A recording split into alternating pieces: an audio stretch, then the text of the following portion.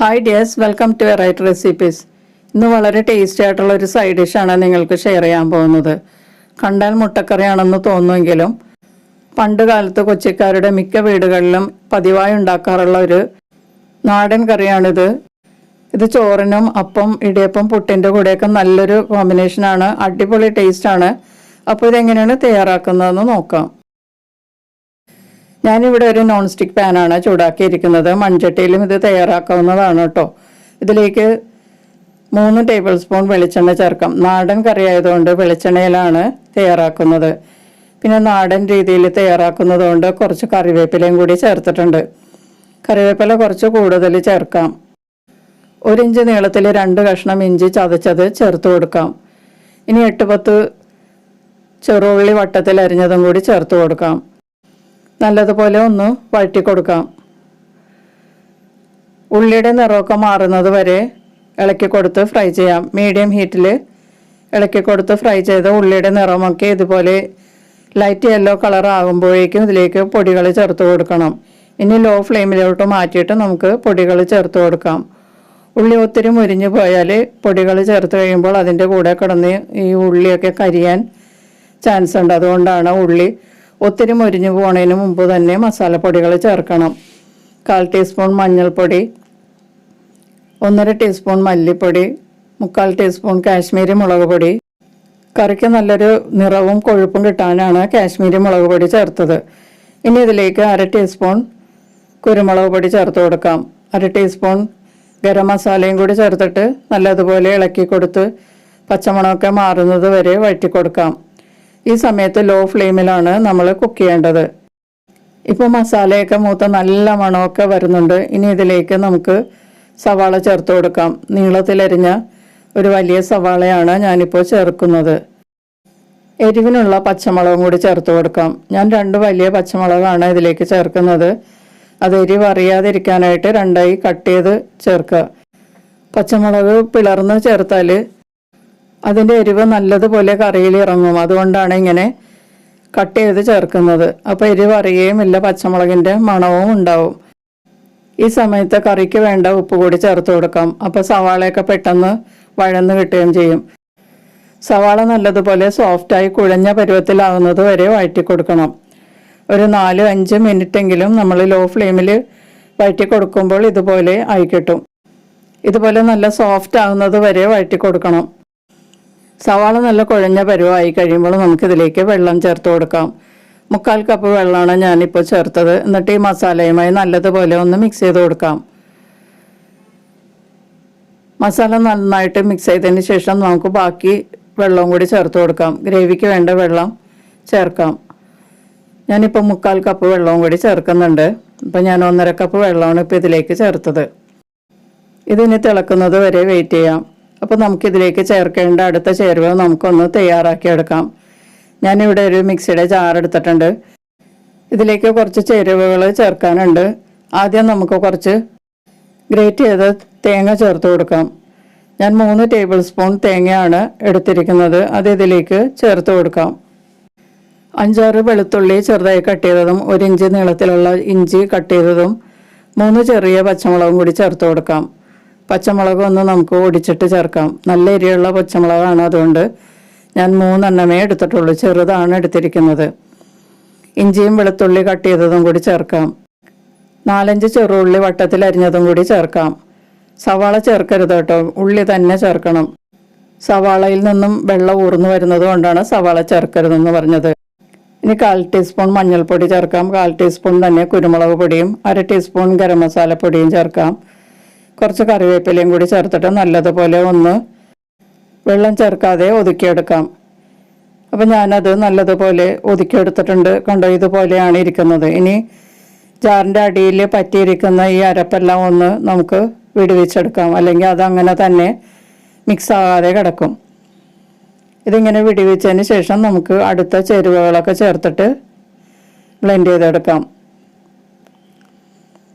അപ്പം ഞാനതെല്ലാം വിടുവിച്ചെടുത്തിട്ടുണ്ട്. ഇനി ഇതിലേക്ക് നമുക്ക് ചേർക്കാനുള്ളത് ക്ലീൻ ചെയ്ത ചെമ്മീനാണ്. ചെമ്മീൻ ക്ലീൻ ചെയ്തതിന് ശേഷം അതിൻ്റെ വെള്ളമെല്ലാം നന്നായിട്ട് പോകാൻ വേണ്ടിയിട്ട് ഞാനൊരു അരിപ്പയിൽ ഇട്ട് വെച്ചിരുന്നതാണ്. വെള്ളം കൂടി പോകാൻ പാടില്ല നമ്മുടെ ഈ ബാറ്ററിന്, അതുകൊണ്ടാണ് അങ്ങനെ ചെയ്തത്. ഇനി ഇതിലേക്ക് ആവശ്യമുള്ള ഉപ്പും കൂടി ചേർത്തിട്ട് ഇതൊന്നും കൂടി നല്ലതുപോലെ 4-5 പ്രാവശ്യം ഒന്ന് കറക്കിയെടുക്കാം. അപ്പോൾ ഞാൻ ചെമ്മീൻ ചേർത്തതിന് ശേഷം അരപ്പുമായി നല്ലതുപോലെ ഒന്ന് കറക്കിയെടുത്തിട്ടുണ്ട്. കണ്ടോ, ഇതാണ് ഇതിൻ്റെ കൺസിസ്റ്റൻസി. നല്ലതുപോലെ നമുക്ക് കൈകൊണ്ട് ഉരുട്ടിയെടുക്കാൻ പാകത്തിലായിരിക്കണം. നമുക്കിതൊരു ബൗളിലേക്ക് മാറ്റാം. ഒട്ടും വെള്ളം ചേർക്കാതെയാണ് കേട്ടോ ഈ ബാറ്ററി ഞാൻ തയ്യാറാക്കിയത്. ഒരു തരി വെള്ളം പോലും ചേർക്കരുത്. ഇനി മിക്സിയുടെ ജാറൊന്നും കഴുകി ഇതിലേക്ക് ചേർക്കാൻ പാടില്ല. മിക്സിയിൽ പറ്റിയിരിക്കുന്ന ഈ അരപ്പെല്ലാം നമുക്ക് സ്പൂണ് കൊണ്ട് വടിച്ച് പാത്രത്തിലേക്ക് മാറ്റാം. വെള്ളം ചേർത്ത് അരപ്പ് കഴുകിയിട്ടാൽ ഈ ബാറ്ററി ലൂസായി പോകും. നല്ല ഉരുട്ടിയെടുക്കാൻ പാകത്തിൽ നല്ല കട്ടിയിലായിരിക്കണം ഇത്. നമ്മൾ ഇടിയപ്പമൊക്കെ കുഴച്ചെടുക്കുന്ന ആ പാകത്തിലായിരിക്കണം ഈ ബാറ്ററി ഇരിക്കേണ്ടത് കേട്ടോ. അപ്പോൾ ഞാനതെല്ലാം മിക്സിയുടെ ജാറിൽ നിന്ന് വടിച്ചെടുത്തിട്ടുണ്ട്. നമുക്കിത് മാറ്റി വയ്ക്കാം. ഗ്രേവിക്കുള്ള മസാല നമ്മൾ തിളപ്പിക്കാൻ വെച്ചിട്ടുണ്ടായിരുന്നു. അതിപ്പോൾ ഏകദേശം തിളച്ച് തുടങ്ങിയിട്ടുണ്ട്. ഇതിലേക്ക് ഇനി 2 ടീസ്പൂൺ വൈറ്റ് വിനീഗർ ചേർത്ത് കൊടുക്കാം. പുളിക്ക് ആവശ്യമുള്ള വിനീഗറാണ് ചേർക്കേണ്ടത്. നിങ്ങളുടെ ടേസ്റ്റ് അനുസരിച്ചുള്ള വിനീഗർ ചേർക്കാം കേട്ടോ. സാധാരണ ഇത് പണ്ട് കാലങ്ങളിൽ കള്ളുഷാപ്പിൽ നിന്ന് വാങ്ങിക്കുന്ന വിനാഗിരിയാണ് ഇതിലേക്ക് ചേർക്കുന്നത്. അതൊരു പ്രത്യേക ടേസ്റ്റിലുള്ള വിനാഗിരിയാണ്. അതിപ്പോൾ നമുക്ക് വാങ്ങിക്കാനൊന്നും കിട്ടില്ല. അതുകൊണ്ട് ഞാനിപ്പോൾ വൈറ്റ് വിനീഗറാണ് ചേർത്തത്. വിനീഗർ ചേർത്തതിന് ശേഷം നല്ലതുപോലെ മിക്സ് ചെയ്ത് ഇത് തിളപ്പിക്കാം.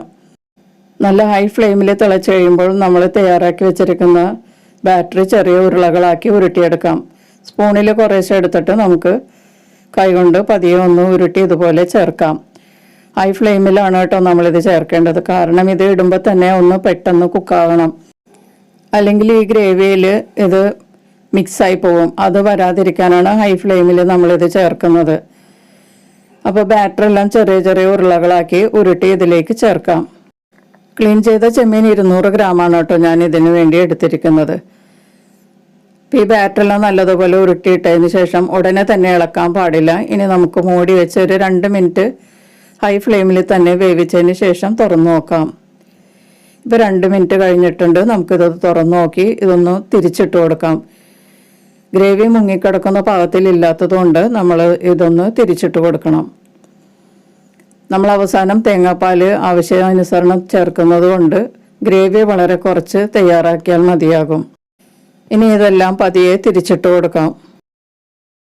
വളരെ സോഫ്റ്റായിട്ട് മറിച്ചിടാൻ നോക്കുക. പെട്ടെന്ന് വേണമെങ്കിൽ ഈ സ്പൂണൊക്കെ മുട്ടി വരുമ്പോൾ ഇത് പൊട്ടിപ്പോകാനായിട്ട് ചാൻസ് ഉണ്ട്. അപ്പോൾ അതുകൊണ്ട് വളരെ ശ്രദ്ധയോടുകൂടി പതിയെ തിരിച്ചിടുക. എല്ലാം തിരിച്ചിട്ടതിന് ശേഷം മൂടി വെച്ച് വീണ്ടും നമുക്ക് ഇതൊന്ന് കുക്ക് ചെയ്യാം. ഗ്രേവിയൊക്കെ നല്ലതുപോലെ ഈ ചെമ്മീൻ ബോൾസിൽ പിടിക്കാൻ വേണ്ടിയിട്ട് മൂടി വെച്ച് ഒരു 5 മിനിറ്റ് മീഡിയം ഹീറ്റിൽ വേവിച്ചെടുക്കാം. ഇനി മീഡിയം ഹീറ്റിൽ വേവിച്ചാൽ മതിയാവും കേട്ടോ. ഇപ്പോൾ 5 മിനിറ്റ് കഴിഞ്ഞിട്ടുണ്ട്. നമ്മുടെ ഗ്രേവിയൊക്കെ വീണ്ടും നല്ലതുപോലെ തിക്കായിട്ടുണ്ട്.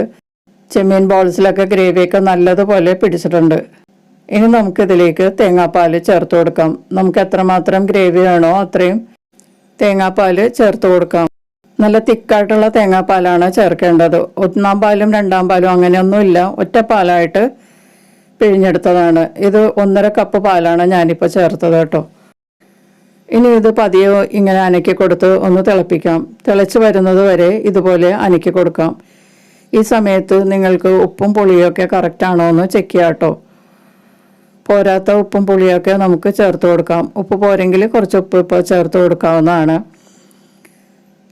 പുളി പോരെങ്കിൽ നമുക്ക് വിനാഗിരി ആഡ് ചെയ്യാം. ഇനി ഇത് മൂടി വയ്ക്കാതെയാണ് കുക്ക് ചെയ്യേണ്ടത്. തുറന്ന് വെച്ച് ഇടയ്ക്കിടയ്ക്ക് ഇളക്കി കൊടുത്ത് നല്ലതുപോലെ തിളപ്പിക്കുക. ഇതിപ്പോൾ നല്ലതുപോലെ തിളച്ച് തുടങ്ങിയിട്ടുണ്ട്. തിളച്ച് വരുമ്പോഴേക്കും തേങ്ങാപ്പാലൊക്കെ നല്ലതുപോലെ കുറുകി തിക്കാവും. ഇപ്പോൾ തേങ്ങാപ്പാലൊക്കെ നല്ലതുപോലെ കുറുകിയിട്ടുണ്ട്. ഇനി നമുക്ക് സ്റ്റൗ ഓഫ് ചെയ്യാം. കൂടുതൽ നേരം തിളപ്പിക്കരുത്. ഇതിലേക്ക് കുറച്ച് കറിവേപ്പിലയും കൂടി ഇട്ട് കൊടുക്കാം. നാടൻ കറി ആയതുകൊണ്ട് കറിവേപ്പില നമുക്ക് ആവശ്യം പോലെ ചേർക്കാം. ഇനി കറിയൊക്കെ ഒന്ന് സെറ്റാവാൻ വേണ്ടിയിട്ട് കുറച്ച് നേരം മൂടി വയ്ക്കാം. ഇനി നമുക്കൊരു പാത്രത്തിലേക്ക് ഇത് സെർവ് ചെയ്യാം. വളരെ രുചികരമായ ഒരു പഴയകാല നാടൻ കറിയാണ് ചെമ്മീൻ ബോൾ കറി. മുട്ടക്കറിയാണെന്ന് തോന്നുമെങ്കിലും മുട്ടക്കറി ഇതിനടുത്ത് പോലും എത്തില്ല. അത്രയ്ക്ക് ടേസ്റ്റാണ്. അപ്പോൾ എല്ലാവരും ഇതൊന്നും ഉണ്ടാക്കി കഴിച്ചു നോക്കുക. ചോറ്, അപ്പം, ഇടിയപ്പം, പുട്ട് അതിൻ്റെ കൂടെയൊക്കെ നിങ്ങൾ കഴിച്ചു നോക്കുക. ഇഷ്ടപ്പെട്ടാൽ ലൈക്ക് ചെയ്യുകയും നിങ്ങളുടെ ഫ്രണ്ട്സിനും റിലേറ്റീവ്സിനൊക്കെ ഷെയർ ചെയ്ത് കൊടുക്കുകയും ചെയ്യുക. ഈ ചാനലൊന്ന് സബ്സ്ക്രൈബ് ചെയ്ത് സപ്പോർട്ട് ചെയ്യുകയും ചെയ്യുക. നിങ്ങളുടെ അഭിപ്രായങ്ങളും നിർദ്ദേശങ്ങളും ഒക്കെ കമൻറ്റ് ബോക്സിലൂടെ രേഖപ്പെടുത്തുക. നമുക്ക് വീണ്ടും മറ്റൊരു റെസിപ്പിയുമായി കാണാം. താങ്ക്